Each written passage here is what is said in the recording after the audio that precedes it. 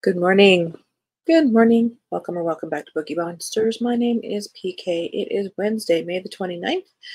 We are here to look at the new releases being set into the wild each week. Today being Wednesday, we are looking at the romances. So quick announcements. It's Wednesday night, so I do not have sprints tonight. I do have them tomorrow night at 6 p.m. Mountain Time, 8 p.m. Eastern. They go for 2.5 hours. I do every Tuesday and Thursday evenings, and then again on Saturday afternoons at 1 p.m. Mountain Time, 3 p.m. Eastern, and those go for 5 hours. All righty. Hope you had a good night. Don't worry, you don't need to watch this live if it is too early for you. I do repost these so you can watch them later at your leisure. We are looking at romances-ish.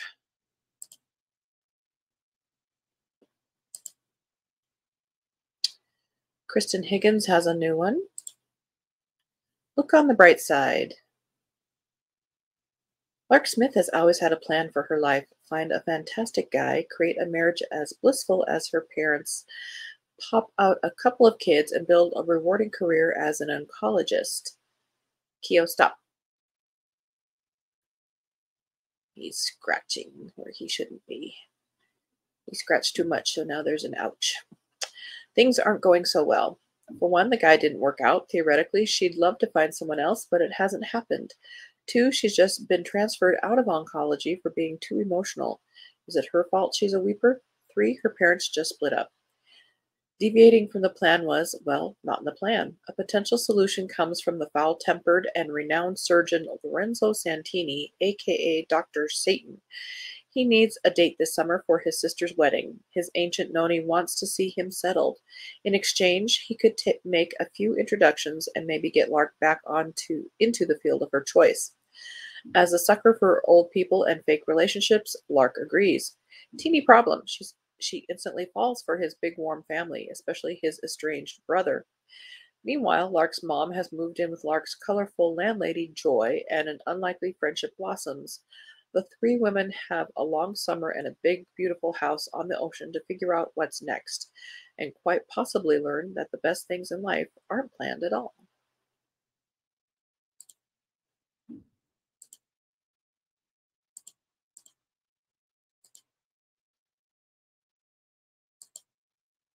Tate, Hockey Royalty, book number 2 by Victoria Denault.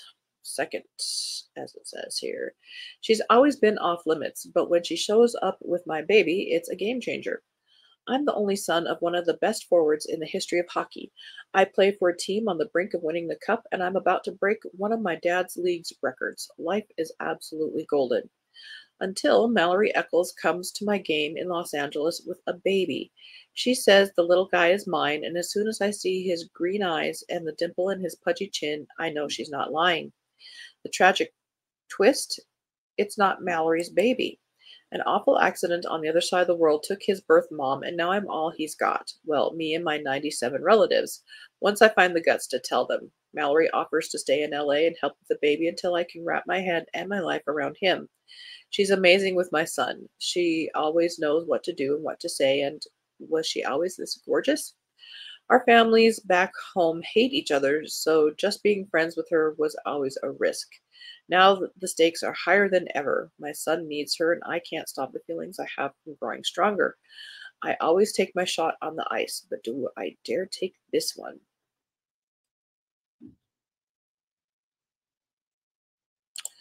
That's not a bad cover.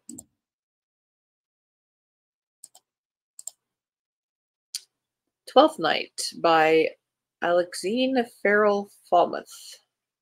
And Reese has deemed this one worthy.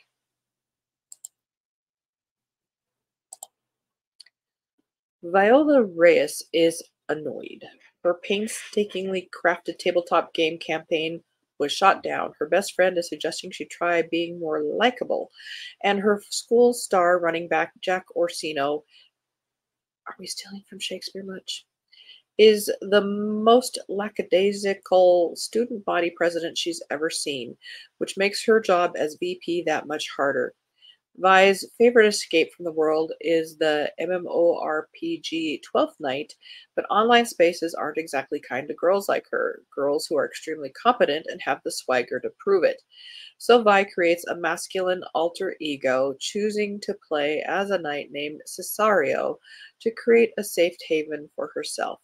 But when a football injury leads Jack Orsino to the world of Twelfth Night, Vi is alarmed to discover their online alter egos. Cesario and Duke Orsino are surprisingly well matched. As the long nights of game playing turn into discussions about life and love, Vi and Jack soon realize they've become more than just weapon wielding characters in an online game. But Vi has been concealing her true identity from Jack, and Jack might just be falling for her offline.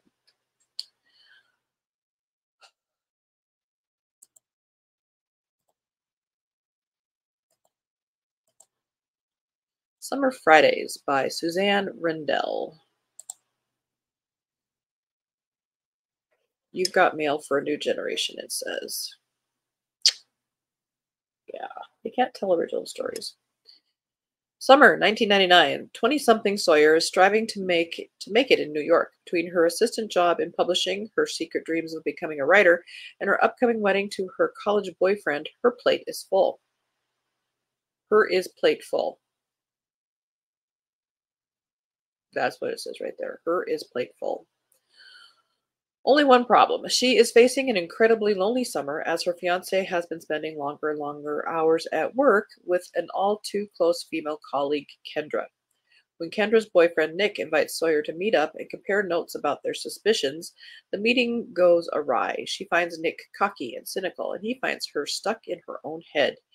But then Nick seeks out Sawyer online to apologize, and a friendship develops. Soon Sawyer's lonely summer takes an unexpected turn. She and Nick begin an unofficial ritual, exploring New York City together every summer Friday. From hot dogs on the Staten Island Ferry and sea breezes in a muggy East Village bar to swimming at Coney Island, Sawyer feels seen by Nick in a way that surprises her. He pushes her to be braver, to ask for what she wants. Meanwhile, Sawyer draws Nick out of his hard shell, revealing a surprisingly vulnerable side. They both begin living for their Friday afternoons together. What happens when the summer is over?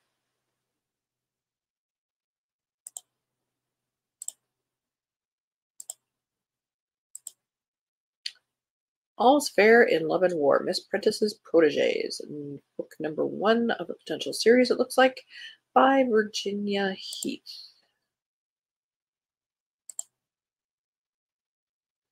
A Regency romp of a series. A governess who believes in cultivating joy in her charges clashes with the children's uncle who hired her only to fall herself finding in love. When Harry Kincaid's flighty older sister decides to join her husband on an Egyptian expedition, Harry, a former naval captain, is left in the lurch, minding her 3 unruly children and giant mad dog. No, they have servants. But Harry has a busy career at the Admiralty that requires all of his attention, and he has no clue how to manage the little rascals or when his sister is coming back. In desperation, he goes to Miss Prentice's school for young ladies, prepared to pay whatever it takes to hire an emergency governess, quick, sharp, to ensure everything in his formerly ordered house is run shipshape again. Thanks to her miserable, strict upbringing, fledgling governess Georgie Rowe does not subscribe to the ethos that children should be seen and not heard. She believes childhood should be everything hers wasn't, filled with laughter, adventure, and discovery. Thankfully, the 3 Pendleton children she has been tasked with looking after are already delightfully bohemian and instantly embrace her unconventional educational approach. Their staid stickler for the rules uncle, however, is another matter entirely. Georgie and Harry continue to butt heads over their differences, but with time it seems that in this case their attraction is undeniable and all is indeed fair in love and war.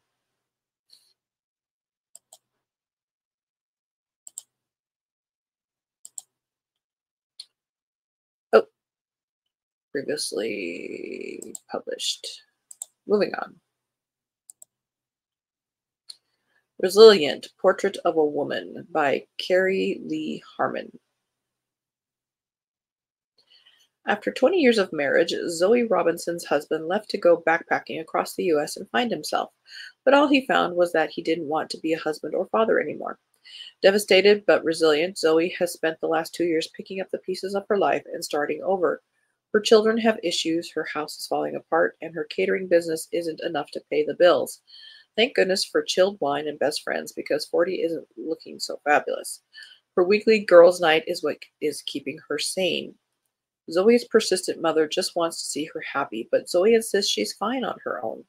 She's focusing on taking her catering business to the next level as a party planner, despite her relentless competition sabotaging her every step of the way. She's come to like sleeping in the middle. Her feet might get cold, but there's no risk of her warm heart getting broken again, until she meets the charming younger Dr. Chaz Anderson, who is more than willing to help with an offer she's finding hard to refuse. Zoe must find whether to stay in control and in the middle, or choose a side and let someone in.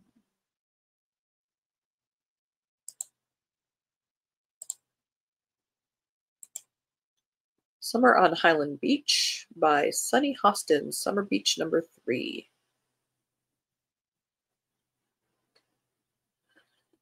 In this awakening, spirited novel, blah, blah, blah, founded in the late 1800s by the son of Frederick Douglass, Highland Beach along the Chesapeake Bay is the oldest Black resort community in America. Inside this proud and secluded beach community of about 100 private homes is Olivia Jones's legacy. But Olivia's legacy, there's no being left out the I there. Sorry, grammar police, spelling police, comes with thorns. Intertwined are secrets of her aunt's death, a controlling grandmother who is determined to crush anyone or anything that will interfere with her son's political career, and a father who wants to rebuild the family he rejected decades ago. In the midst of tense family drama, Olivia must decide if she wants to return to the beautiful life she's created in Sag Harbor with the neighbors and wonderful man who've become central to her happiness, or finally achieve her dream of having a family and home to call her own in Highland Beach.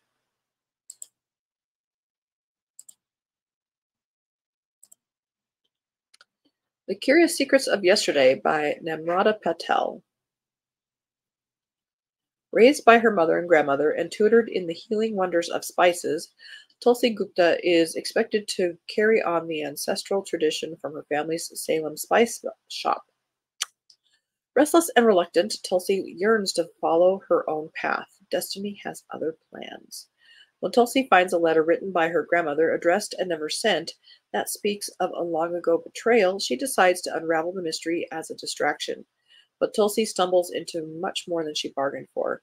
With each new discovery, she learns there's much more to her mother and grandmother than their expertise in the remedial aromas of coriander and cloves. When an attractive neighbor begins renovating the shuttered deli next door, Tulsi finds the courage to break her routine and chase the unexpected. As Tulsi digs into the past and secrets come to light, she's determined to heal old family wounds and find her true purpose, and maybe even love, every step of the way.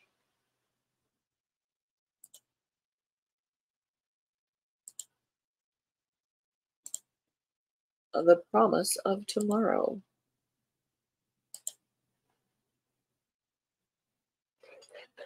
When Olympia leaves her small Virginia town, she doesn't expect to look back, much less ever come home. But after a year on the road, her sister's engagement pulls Olympia into everything she left behind: her family, her husband, and the grief she's been trying to forget. She's determined to stay a few days, maybe a week, just enough to visit gravestones and sign off on the divorce her husband Spencer asked for. But he's reeling from their shared loss as well as complications with his aging parents, leaving his heart just as fragile as Olympia's. The more time they spend in each other's orbit, the less sure they are they'll be able to walk away for good. As family secrets come to light and family bonds stretch to the breaking point, Olympia must decide where she's going next and where she belongs. She's used to coping with life's complications alone, but maybe the best way to heal is together. This comes out on Saturday.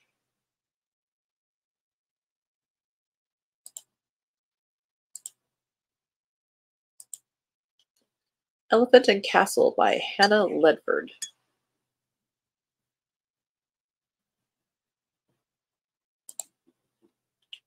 If only there was a guidebook on how to land the London boy of your dreams. Nora Shrapson is literally writing the book on London, and she's not going to let fantasies about her sexy British ex-boyfriend break her stride. So what if she has been reunited with semi-famous rock star Hugh Jeffries, and their chemistry is still palpable? He's engaged, and Nora needs to focus on anything besides Hugh's lips. Julian Rhodes is Hugh's best mate, and his secret feelings for Nora are one thing that won't stay in the past. When a desperate Nora begs him to help her navigate London, Julian has to say yes, strictly to keep her from getting fired, of course. Surely they can go to murder tours, magic shows, and museums without any feelings getting in the way. No problem. But the more time Nora and Julian spend together, the less Nora finds herself thinking of Hugh. Maybe her second chance romance didn't go according to plan, but that doesn't mean Nora could ever fall for her ex's best friend, right?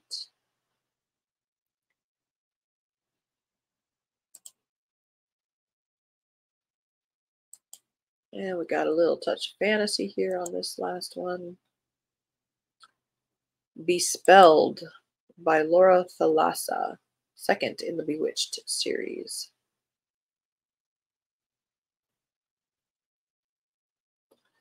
No one told witch Selena Bowers having a soulmate would be so difficult, nor did they warn her that he might be a vengeful ancient sorcerer who would frame her for murder, force her to remember a past life he swears she lived, and then coerce her into an unbreakable marriage pact. But that's exactly what happens the night of the Samhain ball when Selena finds herself in a jail cell. After waking from enchanted sleep, Memnon swore to discover why Selena betrayed him long ago. But when his soulmate's memories return, the truth reveals something else entirely. Horrified by his own actions and desperate to make amends, Memnon offers Selena the unthinkable, a magic bond that will give her full control over his will, and Selena is desperate enough to accept it. Excuse me?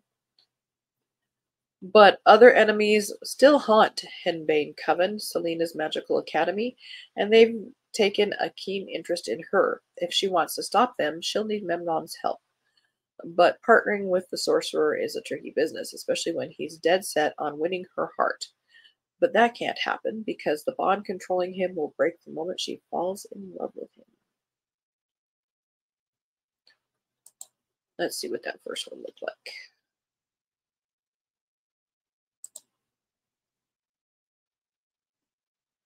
Bewitched. I like the covers. He's got a good cover creator. Well, that is all I had, and I was really looking. There were not a whole lot of romance this week for some reason.